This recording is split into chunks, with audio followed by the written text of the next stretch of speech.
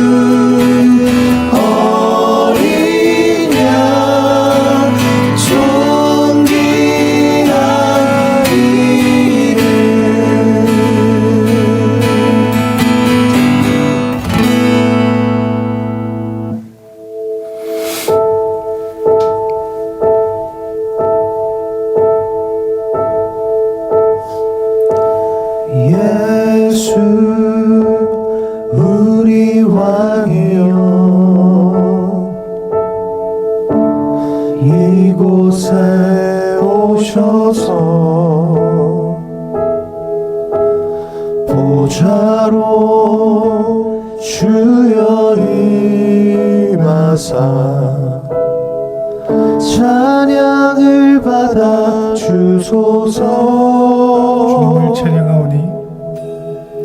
주님을 찬양하오니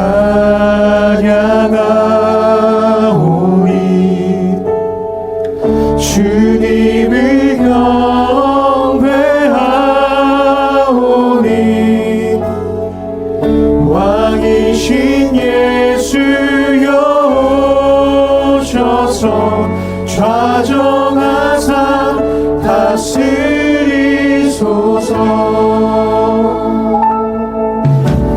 예수 우리 왕이여 이곳에 오소서. 이곳에 오소서. 보좌로 주여 임하사 찬양을 받아 주소서. 주님을 찬양하오니 주님을 찬양하오니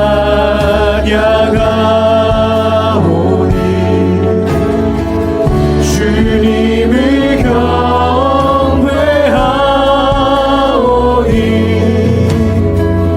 왕이신 예수여 오셔서 좌정하사 다스리소서. 예수 우리 왕이여 예수 우리 왕이여 이곳에 오소서. 이곳에 오소서. 보좌로 주여 임하사 찬양을 받아 주소서. 주님을 찬양하오니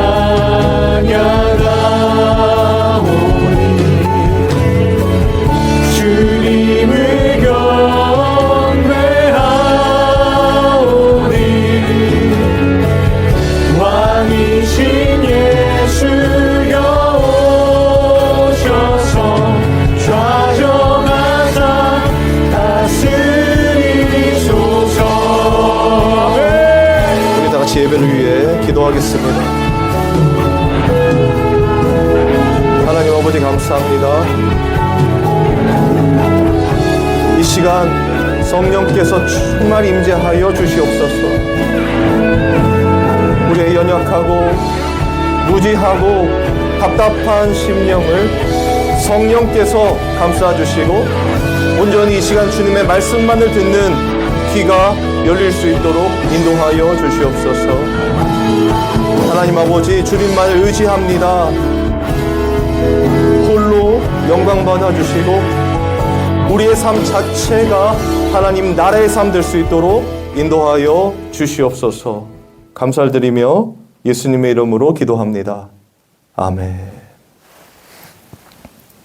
하나님의 말씀 보겠습니다. 하나님의 말씀은 사도행전 5장 41절에서 42절 말씀입니다.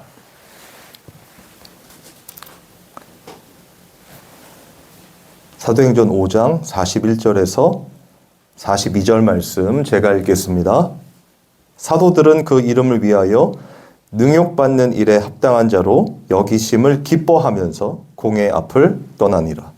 그들이 날마다 성전에 있든지 집에 있든지 예수는 그리스도라고 가르치기와 전도하기를 그치지 아니하니라. 아멘. 기도하겠습니다. 하나님 감사합니다. 이 시간 주님의 말씀을 전하고 듣기를 원합니다. 성령께서 주장하여 주셔서 온전히 하나님의 말씀만이 선포되게 하여 주시고 그 말씀이 우리 성도들의 마음판에 새겨져 달려가면서도 읽을 수 있도록 어떠한 상황에서도 그 말씀 붙들고 참된 성도의 실존을 살아낼 수 있도록 인도하여 주옵소서.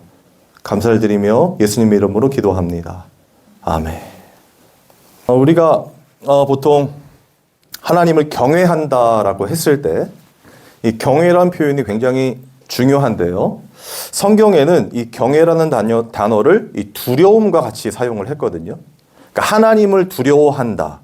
로마서 3장에 보면은 이 하나님이 사람들을 상실한 대로 내버려 둔다고 말씀을 하시잖아요. 그래서 그 사람들이 자신의 소욕대로 막 이렇게 죄를 지면서 죽음으로 향해 간다. 그 이유가 하나님을 두려워하지 않기 때문이다. 이렇게 적혀 있거든요. 그런데 그 두려움이란 건 항상 이 경외, 하나님은 왕이시기 때문에 이 세상에서도 마찬가지였죠. 왕을 우리가 이렇게 경외한다. 그러니까 왕을 존경하고 또 왕이기 때문에 거기에 순종하고 복종하는 그 개념이 같이 들어있거든요. 아무리 자녀라고 하더라도 그 왕이신 아버지 앞에 함부로 나설 수가 없잖아요. 언제든지 종의 개념이, 이 신하의 개념이 포함되어 있기 때문에 죽임을 당할 수 있었단 말이에요. 이 땅에서도. 마찬가지로 이 경외라는 개념은 그런 개념입니다. 그러니까 하나님을 우리는 경외하게 되는데 마치 두려움 없이 우리가 지금 이 신약이 어떻게 보면 신약의 예수 그리스도에 대한 이 사랑에 대한 이야기만을 주로 이제 듣게 되잖아요. 그러니까 사랑의 하나님이시고 그리고 우리를 항상 위로해 주시고 우리가 안 될 때마다 품어 주시고 이렇게 어떻게 보면 그냥 모든 걸 다 받아주시고 그게 사랑이라고 생각을 하게 되는데 사실 구약의 하나님도 우리 하나님 맞죠? 우리 하나님이 신약의 하나님과 다릅니까? 아니란 말이에요. 예수님이라고 구약의 하나님과 다릅니까? 아니, 하나의 존재시죠. 삼위일체 하나님이시니까. 그러니까 그 하나님, 진노의 하나님, 죄를 심판하시되 3, 4대까지 심판하시는 완전히 멸절하시는 분이란 말이에요. 그분이 예수 그리스도인데 그 예수 그리스도를 우리가 믿게 되는 거잖아요. 성령을 통해서. 그래서 우리의 삶 자체는 이 땅에서 그 하나님의 사랑으로 구원함을 입은 하나님의 백성이기도 하지만 종의 개념으로서 늘 하나님께 두렵고 떨림으로 구원을 이루어가는 과정 속에 있다는 거예요. 그래서 그 광대하신 하나님을 진짜로 만나게 되면 누구든지 그냥 막 눈물을 흘리고 기쁘고 막 구원해 주셔서 감사 이게 아니라 그 하나님 앞에 그냥 엎드려져 질 수밖에 없다는 겁니다. 진짜 하나님 만나면. 그래서 구약에 하나님을 대면한 사람들은 없잖아요. 근데 하나님이 나타나시면 어떻게 돼요? 다 죽은 것 같이 되니라라고 표현하는 거예요. 왜냐하면 하나님은 빛이시기 때문에 어둠은 어떻게 돼요? 사라지는 거거든요. 우리가 불 꺼놓고 들어왔을 때 다 어둠이잖아요. 근데 불을 켜면 어둠은 다 어떻게 됩니까? 사라져요. 그런데 성경은 어둠을 죄라고 표현한단 말이에요. 그 우리 죄인이잖아요. 지금도 죄 있죠. 저도 마찬가지죠. 깨끗한 척 하지만 죄가 있단 말이에요. 그런데 빛이신 하나님이 지금 비치고 있다고 생각해 보세요. 여기에. 그 우리 들어올 수 있어요? 없어요?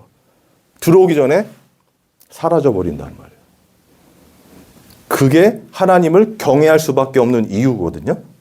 그래서 다 이렇게 엎드려져 있는 모습이란 말이에요. 그런데 그 모든 죄악들을 예수 그리스도께서 십자가에서 다 대속하셨죠. 심판을 받으셨잖아요. 하나님과의 단절을 경험하는 거란 말이에요. 그런데 부활하셔서 그 모든 대속의 의를 우리에게 덧입혀 주셨기 때문에 우리가 의로운 거예요. 그러니까 지금 아무리 하나님 앞에 나올 수 없는 죄인이라 할지라도 나오게 되는 거예요. 그런데 여전히 가지고 있는 마음 뭡니까? 두렵고 떨리는 마음이 있어야 된다는 거죠. 왜? 우리는 여전히 죄인이기 때문에. 하나님이 의롭다고 해서 의로운 거예요, 여러분. 절대로 우리의 노력으로 그렇게 될 수가 있는 게 아닙니다. 이러한 맥락을 항상 기억하고 있어야 된다는 거죠. 그래서 성도의 실존을 또 잘 보여주는 로마서 말씀들이 있는데 그걸 잠깐 설명을 드릴게요. 로마서 12장 1절에서 2절 말씀인데 1절 말씀은 성도가 어떤 존재인지를 정의하는 구절이거든요. 제가 한번 읽어볼게요. 그러므로 형제들아 내가 하나님의 모든 자비하심으로 너희를 권하노니 너희 몸을 하나님이 기뻐하시는 거룩한 산 제물로 드리라. 이는 너희가 드릴 영적 예배니라. 잘 아시는 말씀이죠.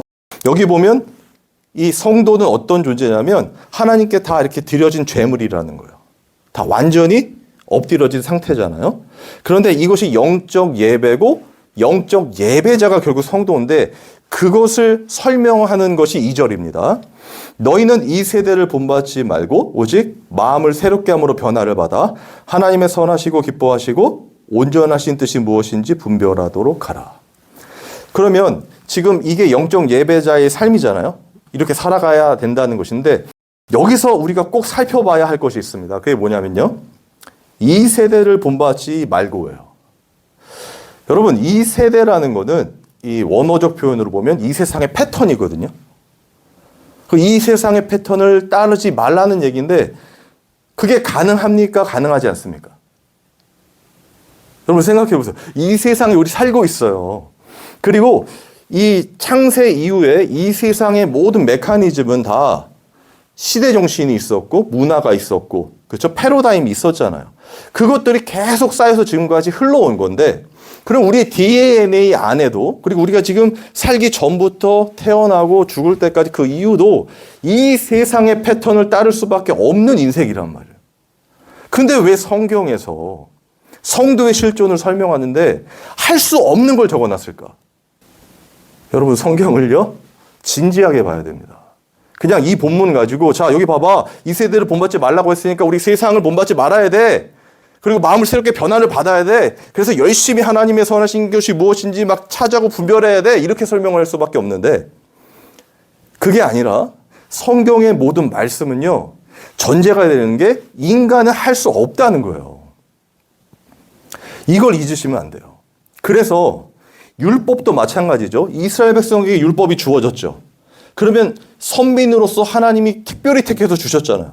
그러면 그들은 그 율법을 다 지켜 행해야 되겠죠. 그런데 이스라엘이 율법을 다 지킬 수 있었습니까? 없었습니까? 없었다는 거예요. 하나님의 백성이고 모세를 통해서 직접 받았잖아요. 십계명을. 그거를 지킬 수 없는 자로 존재한단 말이에요. 그래서 로마서 3장에 보면 20절에 이렇게 기록하고 있어요. 그러므로 율법의 행위로 그의 앞에 의롭다 하심을 얻을 육체가 없나니 율법으로서는 죄를 깨달음이라. 그러니까 율법이 주어진 이유가 뭐죠? 죄를 깨닫는 거예요. 어떤 죄? 인간은 절대로 하나님의 말씀을 지킬 수가 없다는 것을. 그래서 성경에 나와 있는 모든 하나님의 말씀은요, 다 지켜라, 행하라 이런 명령 같지만 그건 너희가 할 수 없는 것이라는 걸 전제하는 거예요. 우리가 죄인이라는 사실. 이해가 되시죠? 그런 관점에서 봐야 된다는 것입니다. 그런데 그런 죄의 어떤 형태라고 그럴까요? 그런 패러다임, 세상의 패러다임을 벗어날 수 있는 방법은 딱 하나 있어요. 인간이 스스로 벗어날 수 있는 방법. 그게 뭐냐면 죽음입니다. 그래서 죄와 사망의 법이라고 표현하거든요. 로마서 8장에. 나중에 설명하겠지만 죄와 사망의 법에서 생명의 성령의 법으로 해방된 자들을 이 성도라고 하는데 우리는 다 그 죄와 사망의 법 아래에 있단 말이에요. 그걸 저는 비교와 경쟁이라고도 말을 하거든요. 그러니까 이 세상의 모든 패러다임과 이 시대 정신은 비교와 경쟁 아래에 있는 거예요. 무엇을 하든지 우리는 경쟁하고 있잖아요. 비교하고 있고. 거기서 벗어날 수 없단 말입니다. 그게 사망의 법이에요. 죄의 법. 누구보다 먼저 되려고 하는 거 있잖아요. 내가 내 삶의 주인이어서 내가 모든 걸 컨트롤하고 그래서 내가 제일 꼭대기에 서게 만드는 것. 결국 그건 누구의 죄였죠? 아담의 죄였죠. 아담이 누구처럼 되려고 했습니까? 하나님처럼. 피조물인 인간은 절대로 하나님의 형상대로 만들어졌어도 온전한 하나님의 형상이 아니잖아요. 예수님과 같이 전체가 아니잖아요. 그러니까 언제든지 죄를 질 수 있는 가능성을 가지고 있단 말이에요. 그래서 인간이 만들어 놓은 모든 것들은 다 뭐예요? 결국에 아무리 선하게 보이고 좋게 보여도 다 죄일 수밖에 없는 겁니다. 여러분 그게 성경이 말하는 핵심이에요. 그래서 하나님의 명령, 그 율법을 지킬 수 없는 자로 이스라엘이 존재하고 그들의 역사 가운데 성경에 계속해서 그들의 실패를 보여주는 거예요. 잘하려고 할 때는 막 잘 되는 것 같다가도 딱 막 안 되잖아요. 범죄하게 되고 결국에는 이제 예수님 때가 다가오게 되니까 성전에서 하나님도 섬겼지만 바알과 아세라 같이 놓고 섬겼단 말이에요. 그 성전 안에서 혼합주의 신앙으로. 왜 그렇게 됩니까? 하나님이 줄 수 있는 게 없다는 거예요. 이 세상에서. 이 세상에서는 세상의 것들도 받아들여야 된다는 거예요. 그러면 지금 오늘 본문에 지금 로마서에 말하는 사도 바울이 말하는 이 세대를 본받지 말고는 안 되잖아요. 이스라엘 백성이 그랬다니까요. 하나님의 백성이. 그럼 우리는 할 수 있습니까? 없습니까? 없다는 겁니다.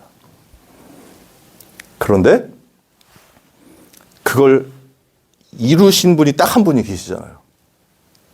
우리 예수님께서 성육신 하셔서 이 땅에 오셔가지고 모든 인간이 그 죄 때문에 하나님의 말씀을 지킬 수 없었는데 율법을, 그래서 예수님이 그걸 다 지켜버리시죠. 이 땅에서 예수님은 자신의 뜻대로 한 것이 있습니까? 없습니까? 없어요, 여러분. 없어요. 단 하나도 없어요. 성경에 기록된 모든 그 예수님의 했던 모든 행동들 있잖아요. 기적을 행하든지 말씀을 전하든지 누구를 만나든지 절대로 자의적으로 하신 게 아니라 하나님이 택한 하나님의 백성에게 성령을 통하여 예수님은 그 일을 하신 거란 말이에요. 하나님의 뜻대로. 그래서 예수님을 성전이라고 표현하고 하나님의 말씀을 담고 있는 하나님의 말씀이라고 하는 겁니다. 그래서 말씀이 성경이 예수 그리스도라고 하는 거예요. 하나님의 뜻대로 온전히 순종하고 복종하셨기 때문에. 그리고 그 결과가 뭘로 나타납니까? 십자가에서 죽으시는 걸로 나타나는 거잖아요. 그래서 온전한 대속이 이루어지는 겁니다. 이 세상 어떤 누구도 이 죄와 사망에 벌써 벗어날 수 없기 때문에 우리를, 인간을 대속할 수가 없는 거예요. 아무리 교황이라고 아무리 성인이라고 해도 그 안에 그들이 생각하는 그 내면적 죄는 해결이 안 되잖아요. 참는 거지. 그런데 예수님을 어떻게 표현하냐면 흠과 티가 있다 없다? 없으신 어린 양으로 표현하신단 말이에요. 그러니까 예수 그리스도가 아니고는 하나님의 말씀을 지킨 자가 없는 거죠. 그래서 다른 이로서는 구원 얻을 수 없나니 천하 인간의 구원을 받을 만한 다른 이름을 우리에게 주신 일이 없는 겁니다. 여러분, 그래서 이 구원의 은혜가 엄청 큰 거예요. 우리의 사고 자체가 죄와 사망의 법, 비교와 경쟁, 여기서 벗어날 수가 없습니다. 다 이 아래에 있어요. 사망 아래에. 그런데 하나님께서 택한 당신의 백성에게는 거기서 벗어나게 해주시는 거란 말이에요. 그러니까 이건 물리적으로 우리가 뭐 스스로 노력하고 열심히 한다고 해서 되는 겁니까? 아닙니까? 아니라는 겁니다. 그래서 그걸 은혜라고 하는 거예요. 갚을 수 없기 때문에, 우리가 할 수 없기 때문에. 여러분, 성도는 이걸 깨닫게 되는 겁니다. 이걸 하신 분이 우리 창조주 하나님이시고 그 광대하신 하나님이 우리 나타나면 우리는 그냥 사라지는 어둠인데, 예수 그리스도께서 그 우리를 덮으시고, 예수 그리스도께서 보혈로 씻겨주시고 그리스도의 옷을 입은 우리가 성령을 통하여 이제 담대히 주의 보좌 앞으로 나아가게 되는 거란 말이에요. 이 사건이 엄청나기 때문에 오늘 본문의 이 사도들이 성령을 받게 되어서 바뀐 거라고 했습니다. 완전히 패러다임 시프트가 돼버려가지고 오늘 본문에 이제 설명드릴 이런 말과 행동들을 하게 되는 겁니다. 오늘 본문 41절을 제가 보겠습니다. 읽어보겠습니다. 사도들은 그 이름을 위하여 능욕받는 일에 합당한 자로 여기심을 기뻐하면서 공회 앞을 떠나니라. 자, 보세요.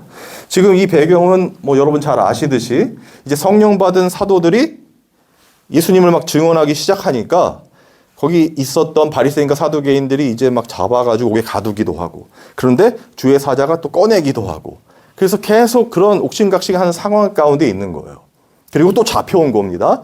잡혀와서 막 채찍질하면서 이제는 절대 그 예수를 전하지 말라고. 왜냐하면 십자가에서 처형된 이단자잖아요. 그러니까 그 예수의 이름으로 뭐 가르치지도 말고 아무것도 하지 말라고 하고 다시 내보내는 상황에서 그들이 하는 말이에요. 뭐라고 합니까? 예수의 이름을 위하여 능력받는 일에 합당한 자로 여기심을 기뻐하면서 공회 앞을 떠나니라. 근데 이 말씀이 참으로 이게 오묘한 게, 생각해 보세요. 지금의 기독교의 관점으로 보면은 지금 여기서 풀려난 것으로 기뻐하고, 하나님 감사합니다. 풀려나게 해주셔서 감사합니다. 다음부터는 잡히지 않게 해주옵소서. 이거 아닙니까? 그리고 이제는 승승장구하게 해주시옵소서. 저 악의 무리도 다 죽여주시옵소서. 막 이런 거잖아요. 근데 이제 뭐라고 표현하죠? 예수의 이름으로 능력받는 일에 합당한 자가 된 것을 기뻐했다고 했어요. 그러면 이 사람들은 지금 자신들의 그런 핍박과 막 위기 상황과 어려움과 고통을 해결해 달라고 하나님 해결해 주시옵소서 이런 겁니까? 아니죠. 현실 타파가 문제가 아니란 말이에요. 지금 이들의 이 기도 내용은요.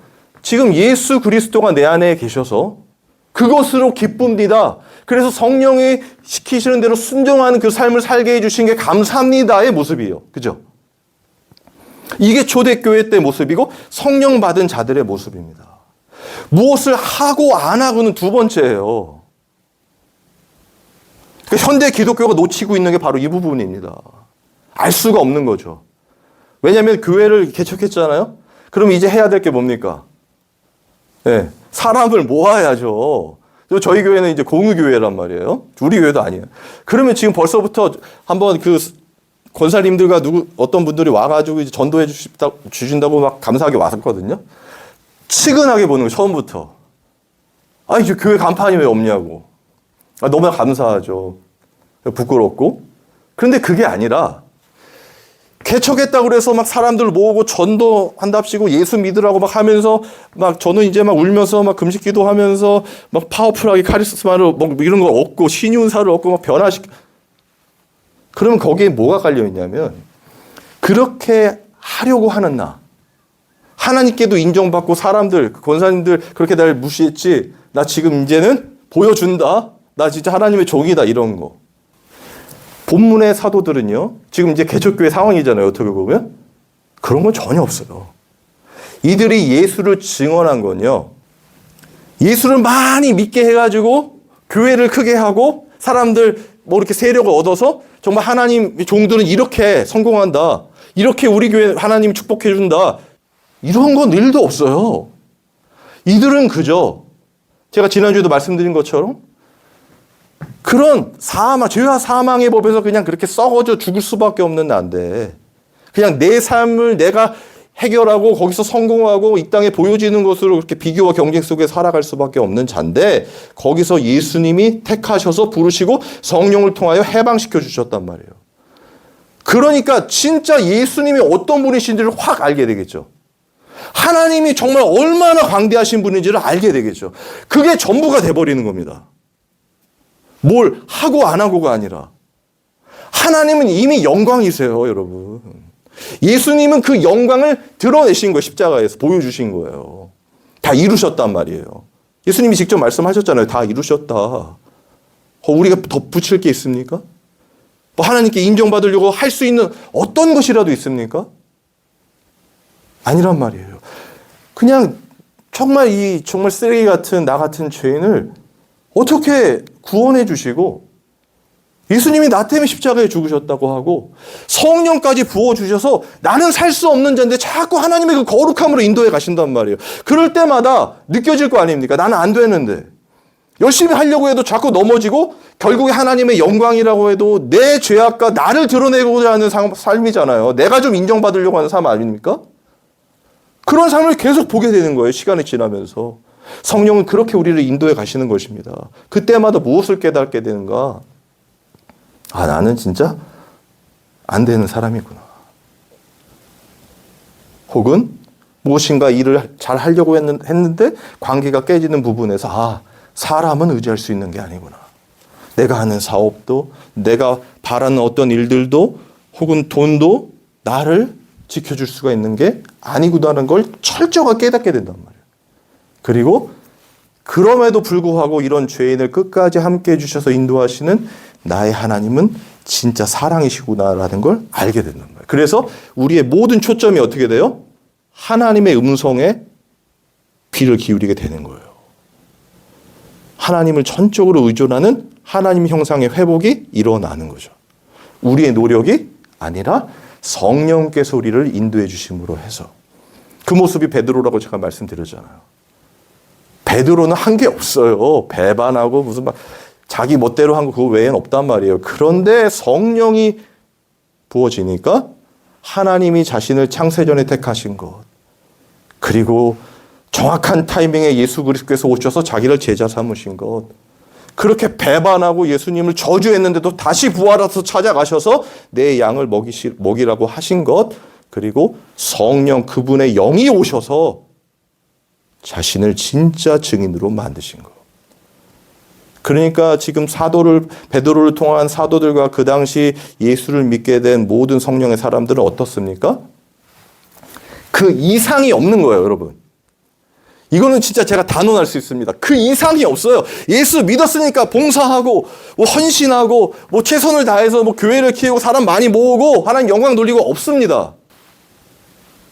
예수님이 나의 그리스도인 것을 깨닫게 되는 순간으로 모든 게 만족이 채워져야 되는 거죠. 그래야 진짜를 전할 거 아닙니까? 진짜 예수를 전할 거 아닙니까? 여러분, 진짜 예수님이 내 안에서 살아서 꿈틀 내시고 정말 성령이 인도하시는 대로 살아가는 그 삶이 있어야 무엇인가를 증언하죠. 전도를 하죠. 우리가 말하는 전도. 그게 없는데 그냥 조금 울었다고, 그냥 기도했는데 뭐가 좀 해결됐다고, 앞에 나와서 무슨 간증을 하시고 간증을 하고 사람 막 모아서 무슨 울리고 감동을 주고, 여러분, 그거는 너무나 일천한 거예요. 기독교가 아니에요, 그거는. 단 한 사람이라도 진짜 하나님의 사람이라면 그 사람을 위해서 이 세상 모든 것이 움직이는 겁니다. 모든 하나님의 관심이 그 사람에게 가는 거예요. 여러분, 실제로 교회의 존재 목적 뭐죠? 하나님 나라잖아요. 하나님 나라는 뭐예요? 건물입니까? 사람이란 말이에요. 한 사람이란 말이에요. 성전은 너희 몸이 하나님의 성전인 것과 하나님의 영이 너희 안에 계심을 알지 못하느냐? 우리가 성전이고 하나님의 나라란 말이에요. 성령이 임하시게 되면. 그러면 누군가 교회가 크게 있어도 누군가 한 사람이 그 교회의 십자가를 보고 정말 예수 그리스도가 나를 위해 죽으시심이 성령을 통해 깨닫게 되면 그 교회의 존재 목적은 누구를 위한 겁니까? 그 한 사람을 위한 거죠. 우리의 삶이 그렇다는 거예요. 이해가 되십니까?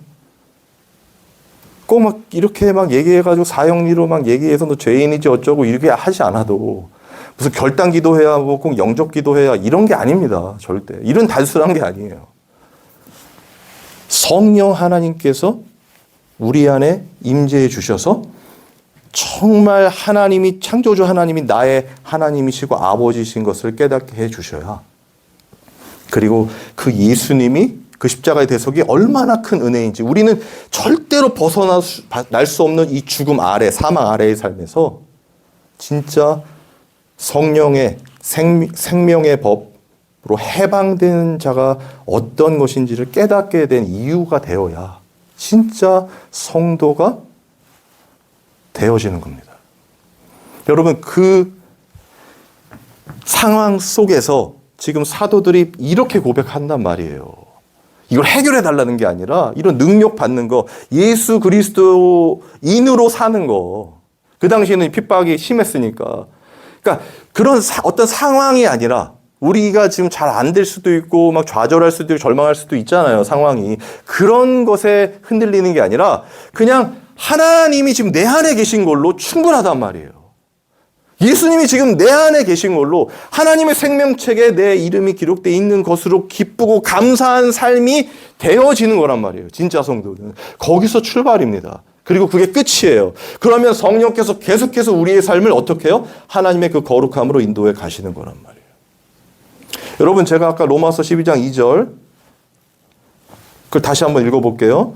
너희는 이 세대를 본받지 말고 오직 마음을 새롭게 함으로 변화를 받아 하나님의 선하시고 기뻐하시고 온전하신 뜻이 무엇인지 분별하도록 하라. 자, 첫 번째 제가 이 세대를 본받지 말고를 설명드렸죠. 안 된다고 했어요. 그러면 세 번째 내용인데, 하나님의 선하시고 기뻐하시고 온전하신 뜻이 무엇인지 분별하도록 하라. 됩니까? 안 됩니까? 안 되죠? 여러분도 신앙생활 해보셨으니까 아실 거 아니에요.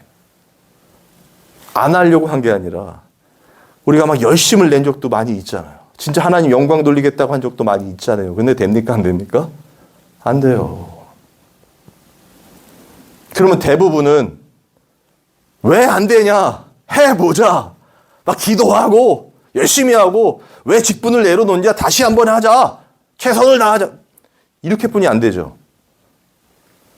여러분, 절대로 성경은 그런 내용이 없습니다. 억지로나 인색함이 아니라 기쁨과 감사로 하게 되는 거고, 하지 않아도 성령께서 우리 안에 계시면 그게 성도의 삶이에요. 그게 하나님의 영광이란 말이에요. 하나님의 통치를 받는 하나님의 나라. 내 삶의 주인이 내가 되어서 혹은 다른 사람이 되어서 인정받으려고 뭐 목사든 리더든 누구한테 인정받으려고 그런 삶 살았잖아요. 살게 만들지 않아요, 솔직히. 그게 아니라 모든 교회의 스텝이나 특히 설교자, 하나님의 말씀을 전하는 자들은 다 그 한 사람을 위해 존재한다고 했죠? 그 한 사람이 온전히 하나님의 뜻과 하나님의 그 마음을, 그 성령의 역사하심을 자신의 삶에서 보게 할 수 있는 모든 이 교보제를 제공하는 거란 말이에요. 우리의 삶 전체가. 왜냐하면 모두 인격적이잖아요. 그죠? 스승은 예수 그리스도고 우리가 아니란 말이에요.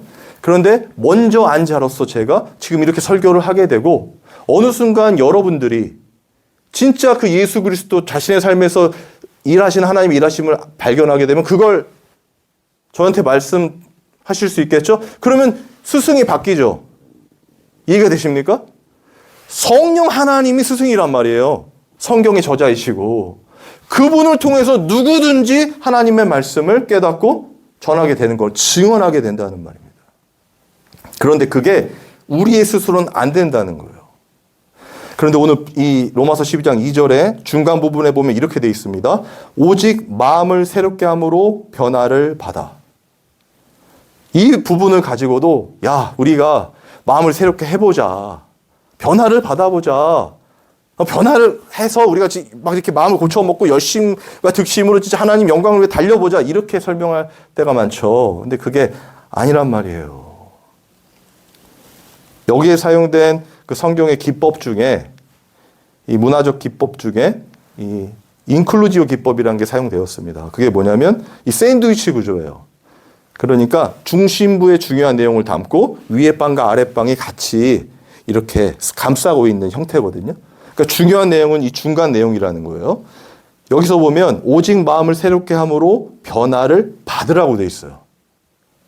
변화해라. 스스로 변화하라는 게 아닙니다. 열심을 내라는 그런 얘기가 아니라 이 본문에도 보면 수동태로 되어 있거든요. 그러니까 변화가 되어지는 거예요.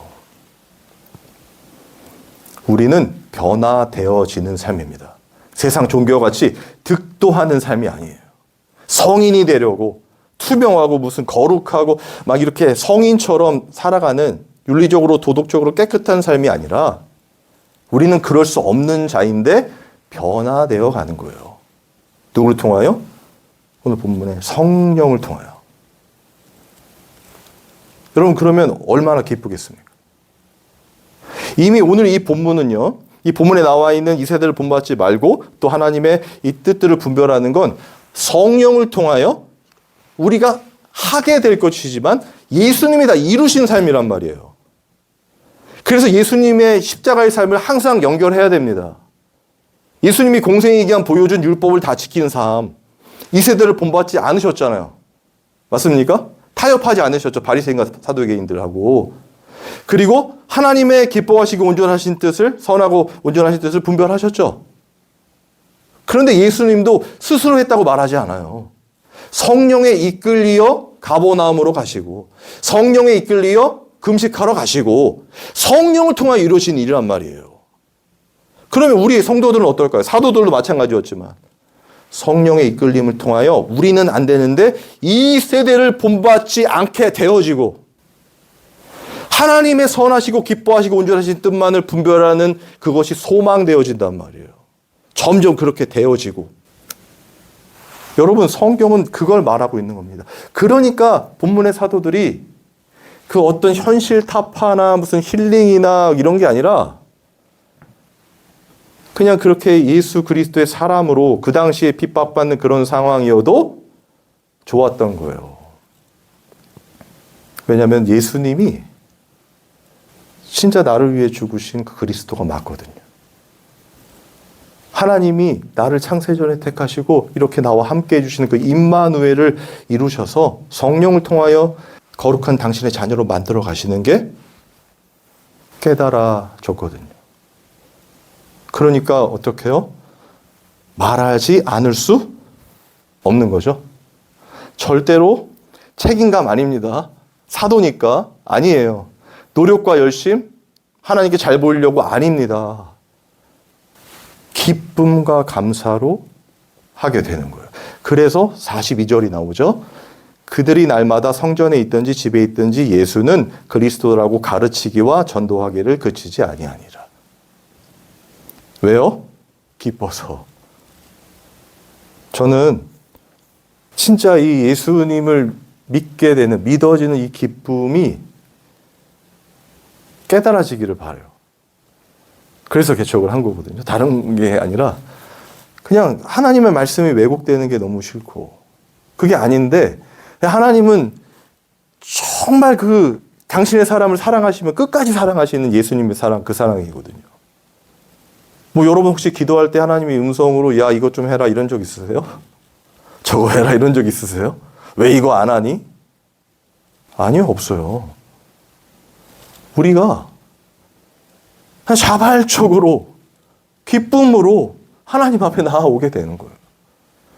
그게 하나님 앞에서는 우리 자랑할 수 있잖아요. 무엇인가 우리 뿌듯하게 잘했을 때 사람이 인정하는 게 아니라 하나님 앞에 너무나 자랑할 수 있는 것이고, 부족하고 연약할 때도 사람 의지하고 누구의 힘을 빌려서 이거 해결하고 이런 게 아니라, 그렇게 사람들 앞에 어떤 관계가 깨어지고 하는 부분이 있다 할지라도 하나님은 나를 아시고 나와 함께 하시고 나의 아버지 되시기 때문에 힘을 낼 수 있는 것 아닙니까? 여러분, 그런 상태를 지금 사도들의 모습을 통하여 보게 되는 겁니다. 저는 저와 여러분이 진짜 이런 하나님의 일하심을 내 삶에서, 여러분의 삶에서 보게 되기를 바라요. 그래야 진짜 예수 믿는 건 아닙니까? 맨날 열심히 봉사하고 헌신하고 하는 나만 존재하면은 하나님은 볼 수가 없고 그냥 나를 칭찬해주는 그 사람들의 인종에 끌릴 수밖에 없잖아요. 근데 기독교는 그게 아니거든요. 우리가 하나님 앞에 사는 사람들이에요. 사람이 아니라. 근데 사람에 둘러싸여 있고 이 세상의 패턴에 끌려갈 수밖에 없는 죄인이기 때문에, 그래서 우리가 더욱 하나님 앞에 나와 예배를 드리고 기도를 하고 주의 말씀을 들으려고 이렇게 간절함을 갖고 있는 것입니다.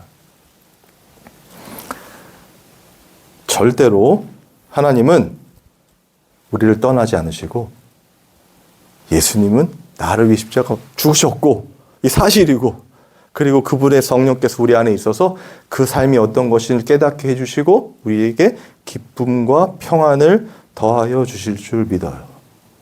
그런 은혜가 있기를 바라면서 마지막으로 시편 23편 다윗의 고백을 읽어드리겠습니다.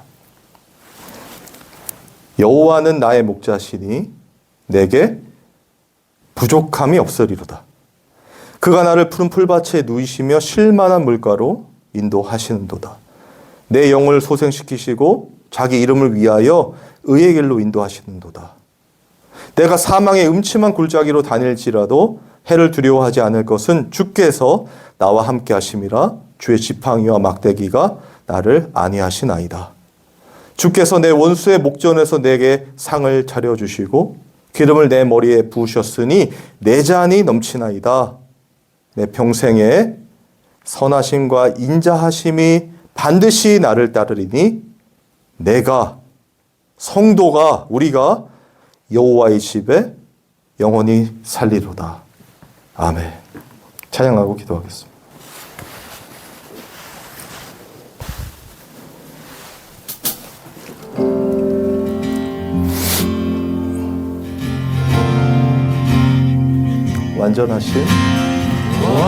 완전하신 나의 주, 의의 길로 날 인도하소서. 행하신 모든 일 주님의 영광 다 경배합니다.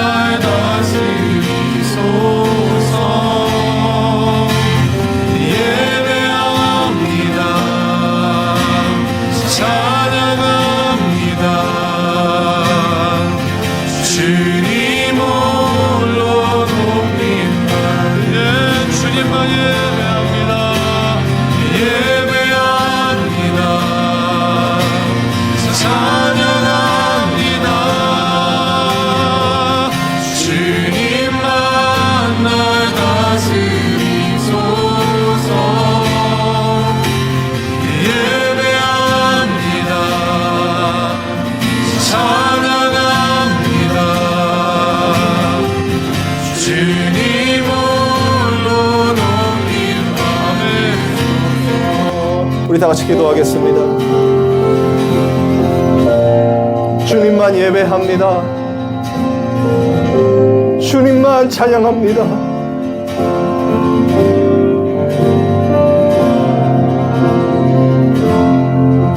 나 같은 죄인을 구원해 주신 그 은혜, 성령께서 늘 함께하여 주셔서 우리를 그 거룩함으로 인도하시는 그 놀라우신 사랑, 아버지, 우리 성도들이 날마다 깊이 깨달아가기를 원합니다. 세상에 치이고 사람에 치이고 환경에 매몰되지 않도록 주님 붙잡아 주시고, 우리의 이름이 하늘의 생명책에 기록되어 있으므로 감사하며 하나님보다 앞서지 않고 하나님의 뜻을 온전히 순종하며 복종할 수 있도록 성령께서 주장하여 주시옵소서. 그리고 저들의 삶을 통하여 나타나 주시옵소서. 하나님 감사합니다.